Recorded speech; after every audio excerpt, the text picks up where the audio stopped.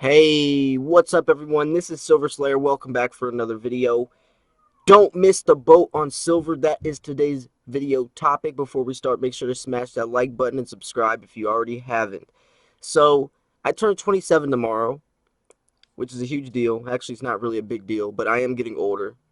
And the older I get, the wiser I become, the more experienced I become, the more aware I become of not only my spending habits, my budgeting, not only just understanding how the world works, how the economy works, but also how I should be preparing for my future as I get older. My goal is to retire sooner than later, and this requires thinking about your future, about income, whether it's creating income as a sense of security or actually creating income for a day-to-day life. And so today I want to talk about silver in the spotlight of people saying that it's too there's no point to buy it right now, or thinking that it's never going to appreciate, because the same thing happened with gold recently, and the same thing happened with Bitcoin. And you don't want to be the person on the short end of the stick when it happens with silver. Silver is definitely going to appreciate at some point.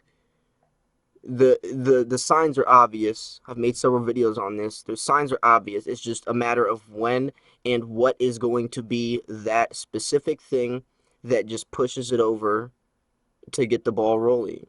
And you don't want to be one of those people on that side where you miss the boat because you were either, just pushing it off or doubting, whatever the case is.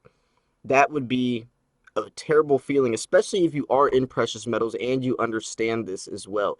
Especially that would be the worst feeling, I think, is knowing the potential value of silver and not doing anything about it, and then after it starts to rally, then you're the person paying $30 an ounce when you've been watching it since it was $15. That's what the people, I feel, felt with Bitcoin, when they could have been buying it for $1,500, but they thought it would never do what it did, and then they got up to $20,000. That must have been a terrible feeling. Um, and you don't want that to happen, especially with precious metals, because there's so much time. See, Bitcoin was different because it just exploded overnight. Silver has been $15 for years, so you have years, or you've had years to contemplate, to debate, to invest little amounts at first. It's not like you have to spend your whole paycheck or even half of your paycheck. You can be getting an ounce a month, and within a couple years still have a decent sized stack that can, get you somewhere, which is crazy. Just $15 a month right now you can be putting away, storing for your future. But for some reason, people still procrastinate. That's the word I was looking for. So you don't want to miss the boat on silver. A lot of people think that they've missed the boat on gold, so we can talk about that. So gold finally broke past this $1,400 resistance, and to say the least, it's not rallying at the rate people thought it would after it finally broke past $1,400. $1,400 is still a lot for it's a higher price for gold. Gold's natural price, I don't know. I'm more into silver. Um, but a lot of people don't want to pay $1,450 an ounce of gold because they remember it when gold was $1,100 or $1,200. So they're desensitized to lower numbers. And that's also what I want to talk about with silver is you can get desensitized to prices. I started buying silver when silver was $21, or maybe even $22. Um, and since I was comfortable buying it at that price, now that it's at $15, I look at it on the cheaper side. But for someone who got in at $15, if it goes up to $20, they're going to be looking at it on the higher side. So you can see where, depending on what time and what the price was when you got into these markets, can heavily influence your opinion on its price, where it really is just a speculative opinion or approach on whether you think it is, worth that price. And that's the bias in this, where you have to strip that bias opinion out and look at it realistically, where no matter if you paid $21 or $15, that's a needle in the haystack compared to the bigger picture where silver can go. Not saying it's going to reach $100 in a year from now. I made a video a couple of days ago talking about how I feel silver is going to stay relatively low for the next 5 years for several reasons. But you still, but even if you are, even if it does jump to $20 within the next year, you can be getting it $5 cheaper an ounce. That's every 3 ounces. You know, you can basically be getting an extra ounce of silver with if you are going to start buying once it's $20. So I want to throw the question to you on what is a safe price for you to keep buying, or what is your maximum price for spot price for silver, where you're gonna tap out? Are you gonna keep buying it once it reaches $20? You know, I think Silver Fortune made a video on this the other day talking about when people will sell their silver. I think it's between $17 to $21. He put in that video, but I'm curious where you guys are comfortable with. What's the cheapest, or we'll put it this way: what's the most expensive you're willing to pay for silver, and what's the cheapest you're willing to sell? Are you willing to sell anything below $15? And if you are, is it is it for an emergency situation, or is this your actual selling? Because I don't think most people would. I feel like most people would sell around $20.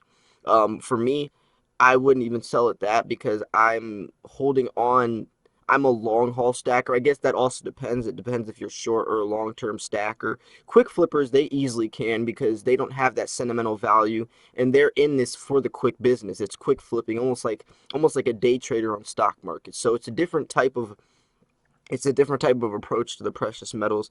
But I am curious what you guys think. I know I've made poll videos in the past. I do want to start bringing back some of these poll videos because it is interesting to see what the majority of people vote on. Like, I've asked you guys what silver's price is going to be for the next 5 years, and I've done poll videos on what the majority of you guys are, whether you're bullion stackers or semi-numismatic and coin collectors. I've done tons of different statistics on that with you guys, and the polls are always really interesting. If you guys want to check out my poll videos, I actually have a playlist on my channel where you can check out all the different questions I've asked, and you guys can get a feel what between there's hundreds of votes on those, so you can really kind of get a feel on what the majority of people like. And there's some really interesting things I found in my poll videos.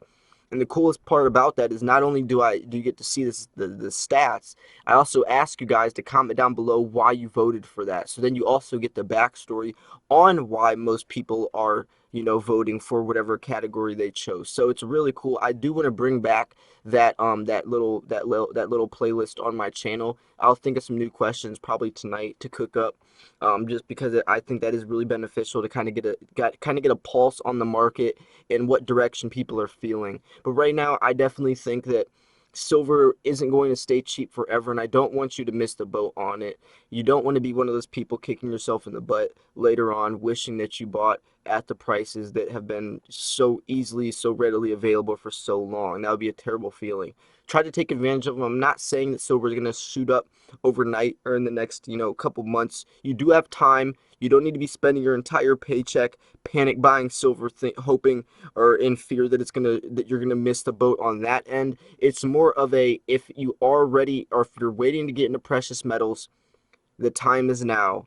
Never saying it's too late, but there will be a time when it's definitely more convenient to invest in silver, and you don't want to be on the other end of the road when it comes to that, because you can get a lot of ounces of silver for an extremely low price right now. So take advantage of that. Anyways, just to recap though, I definitely think that a lot of people feel that gold has done something that can potentially bring silver into the spotlight, especially with gold bringing more media attention. People will most likely also, hear about silver and probably dive into silver a little bit, bringing that into it. Also, gold's price could be an indicator that silver's ready, especially the gold to silver ratio has lowered, meaning either silver is going to appreciate or gold's going to depreciate. So I'm curious to see what happens on that end of it as well. But I hope you guys did enjoy this video.